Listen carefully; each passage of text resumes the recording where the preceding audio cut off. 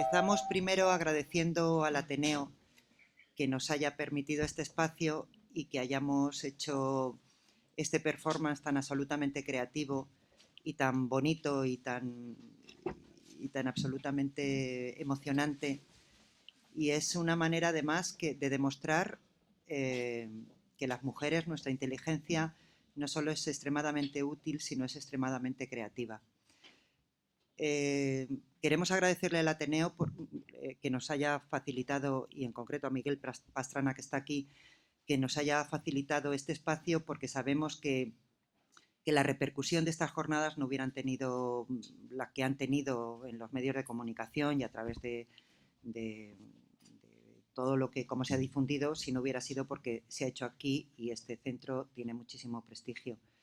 También quisiera deciros que en esta mesa nos hubiera gustado que hubieran estado algunas de las mujeres que tanto admiramos y que su lucha fue tan ejemplar para, al menos para mi generación, pero, pero bueno, por un problema de que ya finalmente muchas han fallecido, la inmensa mayoría, y segundo porque efectivamente María Teresa Carbonell, miembro del POUM desde que tenía 14 años, eh, tenía mucho interés en acudir, pero ayer ya en Madrid tuvo un accidente y ha tenido que volver a Barcelona en una ambulancia. Es una mujer que tiene 89 años. Con esto quiero decir la valentía que tiene de venir de Barcelona aquí con 89 años para participar en una jornada como estas, que además le hacía muchísima ilusión, ¿no? Eh, Os queríamos decir que cuando nos planteamos en la Fundación Andreu Nin hacer unas jornadas sobre las mujeres revolucionarias eh, de, del 36, eh, queríamos plantearlas desde otra perspectiva. Muchas jornadas se habían hecho bastante sobre mujeres libres, o algunas, tampoco muchas sobre mujeres libres, y muy pocas sobre las mujeres del POUM, pero creíamos que las jornadas siempre se planteaban sobre lo que habían hecho las mujeres, la contribución que habían tenido, digamos, en la retaguardia y la poca contribución que tuvieron en el frente tal.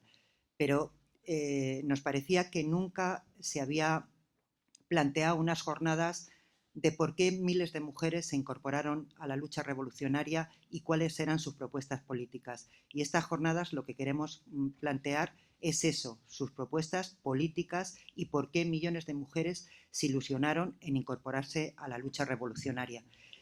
Eh, Tenemos que tener en cuenta que en los años 30 las mujeres vivían en una situación semidesclavitud en este país. No solamente no tenían acceso a la cultura de ningún tipo, a la formación de ningún tipo, no solamente se les impedía trabajar, no solamente eran sometidas en su trabajo, sino que además, o sea, incluso la República, cuando la Constitución republicana, se les niega el trabajo o se les hipoteca el trabajo a sus labores domésticas. Es decir, que una mujer, a partir de que estuviera casada, en la Constitución del 31, una mujer, aunque estuviera casada, si tenía obligaciones maternales o domésticas, ya no se la podía, ya no tenía derecho al trabajo, ¿no? Entonces, es verdad que los revolucionarios, me estoy refiriendo a la CNT y el POUM, eh, siempre tuvieron en mente la situación de opresión en la que vivían las mujeres, es cierto, pero sin embargo, lo que hemos venido a llamar el patriarcado, y que ellas lo definían muy bien, esa conciencia patriarcal, esas migajas que le ofrecía el capitalismo a los hombres en la relación de género, en la relación de poder que se establecía con las mujeres, impedía que su conciencia las permitiera incorporarse en igualdad de condiciones. Y cuando queremos hablar cuando nos planteamos hablar de las propuestas tanto de mujeres libres como del secretariado femenino del POUM, desgraciadamente el secretariado femenino del POUM tuvo muy poco tiempo para, para hacer campañas de concienciación, porque, como bien sabéis, el estalinismo acosó, asesinó y fustigó a nuestros compañeros, ¿no? Entonces, pues la posibilidad de trabajar haciendo campañas, por ejemplo, contra la prostitución, que fue una tarea bastante interesante que hicieron, pues quedó bastante sesgada, ¿no? Pero lo que se planteaban estas mujeres es decían que había 3 ejes fundamentales para que las mujeres se independizaran y para que fueran libres, y por lo que ellas estaban realmente luchando. Era la educación permitía el derecho al trabajo, y lo que ellas definían como amor libre, que me parece una expresión preciosa, que en realidad era la lucha contra el patriarcado. Era el derecho al divorcio, el derecho al aborto, la elección libre de la maternidad y acabar con la jerarquización de género que se establecía en el marco de la familia. Hicieron unas campañas tremendas. Bueno, conocemos expresiones de mujeres diciendo que quien realmente subyuga a la mujer es la monogamia y la familia burguesa. En fin, tenían unas expresiones maravillosas que por lo menos a mí me gustan mucho. Y el esquema que nos hemos planteado de estas jornadas pues ha sido exactamente el mismo. Porque nos parece que efectivamente estaba muy bien. Hemos hecho una mesa de educación, hemos hecho una mesa de educación, vamos a hacer una mesa de la capacidad o de la posibilidad de la organización autónoma de mujeres, y vamos a hacer una mesa el sábado por la tarde sobre sexualidad.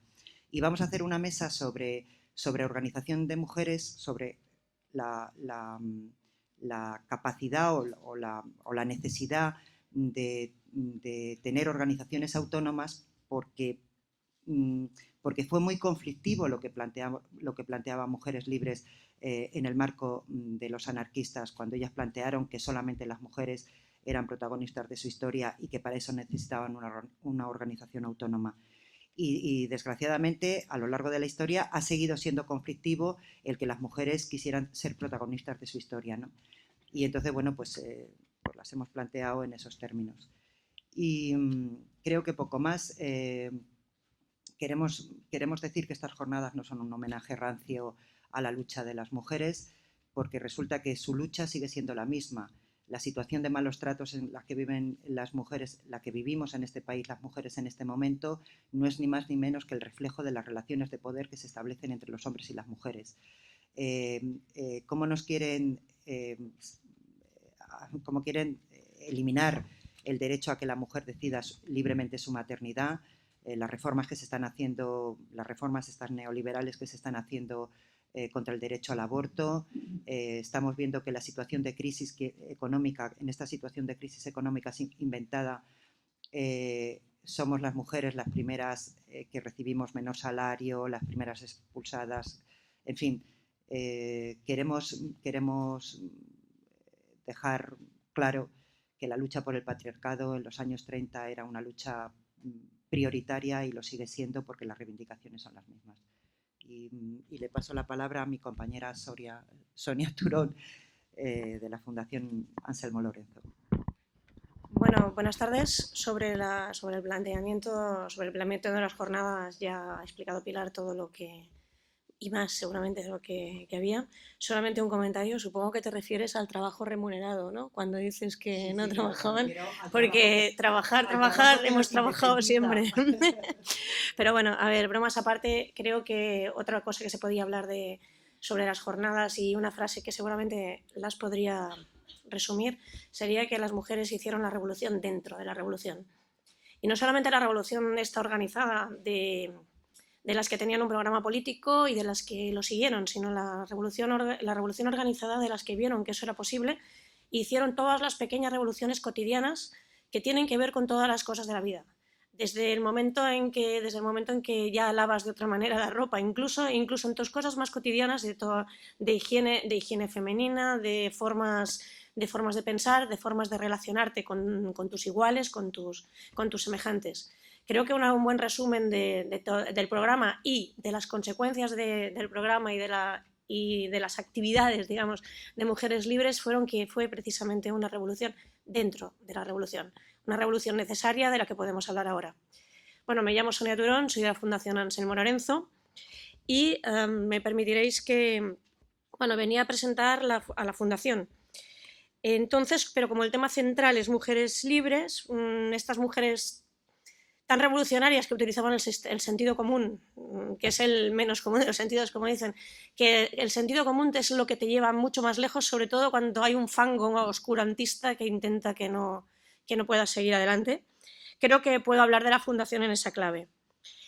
Pero antes, permitidme un capricho, porque yo, cuando estaban organizando estas jornadas y yo desde lejos intentaba meter el dedito en la llaga desde Barcelona, tenía el capricho de que... ¿Hola? Vale. Tenía el capricho de que ninguno de nosotros saliera con un título detrás. Nadie. Ninguno, porque no sé si mi título más alto es representante de la Fundación, domadora de pulgas o alguna cosa que pasaba por allí. ¿Por qué digo esto? Porque he oído a verdaderos sabios decir que las mujeres no tenían cargos, las mujeres no tenían. Entonces quería hacer un gesto hacia ellas, a todas esas mujeres de las que os he hablado antes, que en su vida cotidiana hicieron esas revoluciones, porque bueno, tened en cuenta una cosa, y solo hablando de la CNT, 1,5 millones de afiliados no da para muchos cargos. Da para mucha gente trabajando sin cargo y trabajando en muchas cosas en la vida cotidiana.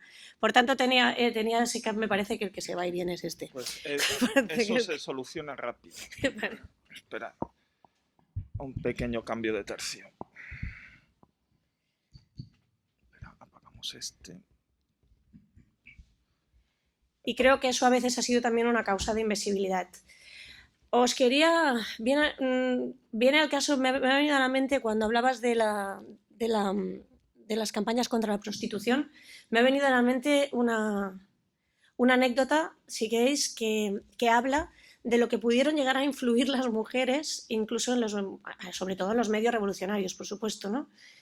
En cuestión de la prostitución, obviamente el objetivo final era acabar con ella, pero mientras tanto los compañeros, y bueno, en este caso estoy hablando de los compañeros de Barcelona, estuvieron largos días discutiendo sobre que mientras no se consiguiera el objetivo, por supuesto, estas mujeres debían estar organizadas y deberían tener derecho a la sindicación y a estar protegidas. Y por tanto estuvieron larguísimos días discutiendo sobre dónde las podían equiparar, dónde podían sindicarlas. Y ahora yo os haría aquello de tic-tac, tic-tac, tic-tac, a ver dónde creéis que las sindicaron. Fueron, con todo lo que os decía el sentido común, fueron tan absolutamente sensibles que mucha gente cuando lo pregunta dice espectáculos públicos y dices, hombre, no fastidies. Otros decían, pues, sanidad, y decías, también visto de aquella manera. Pues curiosamente las encuadraron en el metal. Yo hubiera querido ver una manifestación de aquella época. Las encuadraron en el metal porque dijeron, bueno, el somier es su arma de trabajo, por tanto, no vamos a liarla. Quiero decir que hasta ese punto llegaron a influir, aunque a la larga parezca que no hubo tanta influencia, porque obviamente hemos sido nuestra memoria, la memoria de toda la revolución, ha sido intentada, bueno, siguen intentando borrarla de todas las maneras posibles. Bueno, lo que me tocaba, la Fundación Anselmo Lorenzo, no sé si la conocéis, la Fundación Anselmo Lorenzo es la institución de la Confederación Nacional del Trabajo dedicada a recoger, recuperar, custodiar, buscar, investigar, publicar, sobre todo, no solamente sobre la historia de la Confederación Nacional del Trabajo, sino sobre su futuro.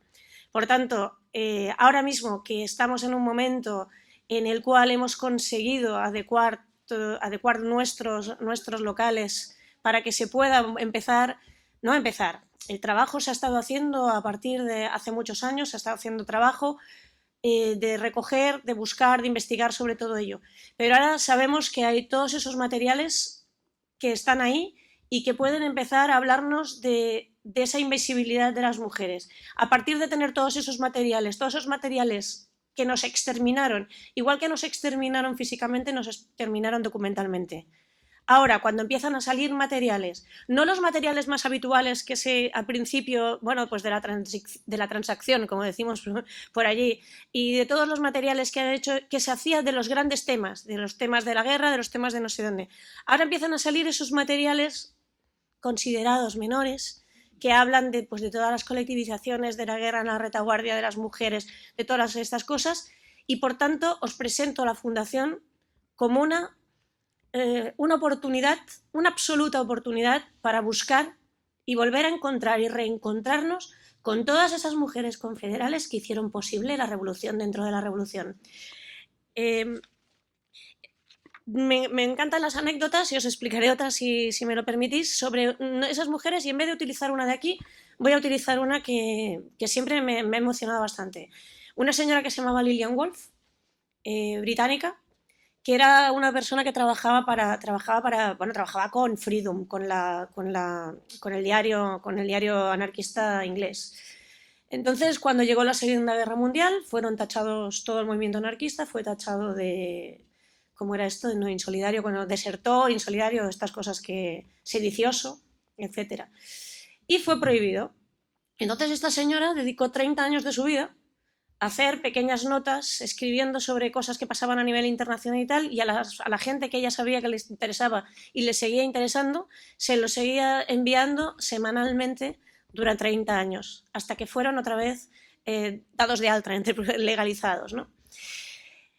Bueno, luego se dedicó a sus cosas, era enfermera, se dedicó a trabajar, y cuando ya tenía más de 70 años le dijeron en Freedom: te necesitamos, la administración sin ti esto no funciona. Y estuvo trabajando en Freedom otra vez hasta los 98. Estas son las mujeres. Soy una llorona, os aviso. Estas son las mujeres de las que hablaba Pilar y que son las que admiramos. Bueno, no me extiendo más. Solo deciros que las mujeres, esas perdidas, estaban desde la ciencia, la literatura, la investigación, todo esto, pero eso ya os lo ha dicho Sonia con el rescate que han hecho de lo demás. Por tanto, creo que hasta aquí puedo leer y os invito a utilizarnos para reencontrar a esas mujeres que hicieron la revolución dentro de la revolución. Gracias. Buenas tardes, amigos y amigas. Bienvenidas al Ateneo Científico, Literario y Artístico de Madrid.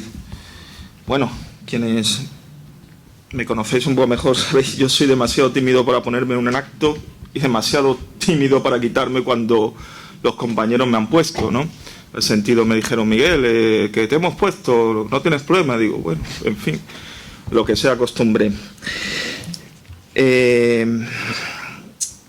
Cierto que la parte de intervención que tengo escrita, porque no soy muy bueno improvisando y más en actos de un contenido como el de hoy, tiene una parte de representación del Ateneo, y es cierta. La cuestión es que también los que conocéis el Ateneo sabéis que es un sistema más o menos federal. Yo hoy voy a hablar en nombre de lo que sería equivalente a una federación, que es la que avala este acto. No puedo hablar, ni quiero además en este acto hablar en nombre de todo el conjunto, en nombre de lo que es el gobierno del Ateneo. Hubo una época en que sí, hablaba cuando era coordinador durante la etapa de la convergencia con don Carlos París, y en ese momento sí, digamos, todos los actos eran de alguna forma, incluso los que participaba, o incluso no me gustaban, pero eran responsabilidad mía. Ahora tengo la ventaja, supongo, de solo hacerme responsable de aquellos en los que me implico, se implican personas con las cuales colaboro, y este es uno de ellos, muy gustosamente. Realmente el núcleo de intervención no larga, me tocan estas jornadas Mujeres Libres y Feminismo en Tiempo de Cambio, es la representación de la asociación en cuya sede nos encontramos. Pues asociación e independiente es este Ateneo. Dentro de él, quien ahora os habla significa un grupo de socios y de socias, aquí dos integrantes de la agrupación Negrín, Victoria, Maripaz y algunos compañeros también, identificados con el nombre de Agrupación Ateneísta Juan Negrín, y que es el pequeño colectivo el cual por parte del Ateneo ha puesto sus medios modestos para la realización de estas jornadas, que organizan las fundaciones Andreu Nin y Anselmo Lorenzo. Yo quiero agradecer aquí señaladamente la labor específica de Pilar Arias, de Sonia Turón y de José Mateo Fernández Mano. Y referir también, para disipar así cualquier sombra de duda, de favoritismo por mi parte, y para que conste asimismo ante los 2000 socios y socias de este Ateneo, más allá de sus diversas ideologías, aquí hay actos de toda naturaleza y cada cual que se haga responsable de los suyos en este aspecto, que este acto, con el cual yo desde luego me identifico personalmente como republicano y antifascista, a don Carlos París le hubiera gustado, era muy feminista, doy fe, es también un acto que ha aportado a la sostenibilidad material del conjunto del Ateneo, a mantenerlo precisamente como es, y yo creo debe seguir siendo, independiente de los grandes poderes fácticos y económicos, democrático, y por ello capaz de acoger muy gustosamente jornadas como estas. Lo he dicho alguna vez y lo repito ahora, que el Ateneo de Madrid es tal vez la única gran institución de esta naturaleza, la cual aún permanece. Quiero decir que no somos propiedad de ningún gobierno, Estado, consorcio o corporación. Plenamente independientes y de compromiso social. Ojalá permanezca así. Confío en ello. Vengo a señalar, pues, y para que conste, que estas son unas jornadas de doble compromiso, con causas las cuales yo considero justas, las propias del contenido en sí de las jornadas y la de contribuir también a mantener este Ateneo, y como históricamente ha sido. Recordad que este fue el lugar de entrada importante de las principales corrientes de pensamiento emancipador en el siglo XIX en España: el anarquismo, el marxismo, el krausismo, nuestra biblioteca. Aquí se pergeñó la institución libre de enseñanza. Aquí se constituyó el gobierno provisional de la Segunda República Española, no mucho después. De aquí era directiva, y como todos y todas quienes lo somos, sin sueldo, por un activismo y vocación, era directiva, decía doña Clara Campoamor, al tiempo que batallaba en el cercano Congreso de los Diputados hasta conseguir, como se consiguió con la Segunda República, el sufragio universal, es decir, el voto también para las mujeres. Igualmente aquí, como recordaba a menudo don Carlos París, de quien me honro haber sido secretario y coordinador de actividades con la Convergencia del Ateneo, se daban cursos nocturnos para los obreros y las obreras, cuando en la enseñanza oficial de aquel siglo XIX no. Ahora ya entrado el XXI, aunque con nuevas situaciones y nuevos retos, queremos, y quien nos habla desde luego quiere, seguir con ese mismo compromiso. Para terminar, no debo dejar de expresar la personal y grata emoción que para mí significan estas jornadas. Formo parte, como ya he dicho, de la agrupación republicana de este Ateneo llamada Juan Negrín. Aunque su nombre y el de una de las fundaciones que organiza estas jornadas, la Andreu Nin, parezcan ya contrapuestos para siempre en la historia, yo, que algo sé de ella, me gusta la historia, no lo creo ni lo he creído nunca. Por eso estoy también aquí hoy. Dos firmes republicanos a quienes, sin haberse apenas conocidos, tremendas vicisitudes ajenas, las más a sus voluntades, yo así lo creo honestamente, situaron en esquinas contrapuestas del cuadrilátero de la historia republicana, donde yo creo no estarían en otras circunstancias y de haberse conocido más. Recordemos aquel momento en que todos estuvieron juntos en torno al Frente Popular Republicano, de febrero de 1936. En cualquier caso, aquí estamos nosotros, nosotras, y dirigiéndome también a los compañeros y compañeras de las fundaciones Andreu Nin y Anselmo Lorenzo, deciros que la agrupación republicana Juan Negrín de este Ateneo está, dentro de sus limitados medios, pero con mucho gusto, a vuestra disposición, y es para nosotros un verdadero honor. Muchas gracias.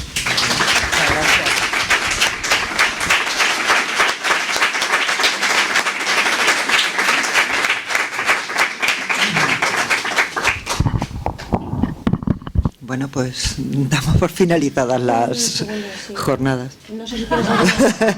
No, la presentación. No sé si tenéis alguna nota más. No, yo podía contar algunas anécdotas que hemos estado comentando de nuestras queridas compañeras, pero no quiero emocionar a Sonia. Lo valientes y lo absolutamente, yo que sé, provocadoras que eran del orden establecido, ¿no? Para mí me parece que eran la esencia de verdad de lo que es ser una persona revolucionaria y lo consecuentes que eran. Pero bueno, ya lo contaremos durante las jornadas. Esto es una nota de una compañera que... Perdón. Sí. Esto es una nota de una compañera que estuvo desde los años 70, bueno, ella ya viene también, su madre también lo era, y desde los años 70 estuvo realizando grupos de mujeres libres. Por supuesto, sí. Claro. No, te Tenemos una nota que nos ha hecho llegar una compañera, que además la conozco desde siempre, desde los años 70, bueno, su madre también, estuvo ha estado creando núcleos y buscando la forma de crear núcleos de mujeres libres, sean unos, sean 10, haciéndolo, volviéndolo a hacer y siempre con mucha fe en el futuro en este sentido. Entonces, la nota que nos hace llegar, porque creí, al venir a Madrid, creí que también iba a haber compañeras, dice: queridas compañeras, escribo esta carta para deciros que me encantaría poder estar presente en estas jornadas, aunque me es imposible hacerlo físicamente por diferentes circunstancias. Os deseo lo mejor para la celebración del mismo, que conmemora lo que representó la organización Mujeres Libres en su momento, con sus ideas avanzadas y modernas, todavía muy vigentes y necesarias para la emancipación de las mujeres aún hoy en día, aunque hayan transcurrido ya más de 70 años desde su organización.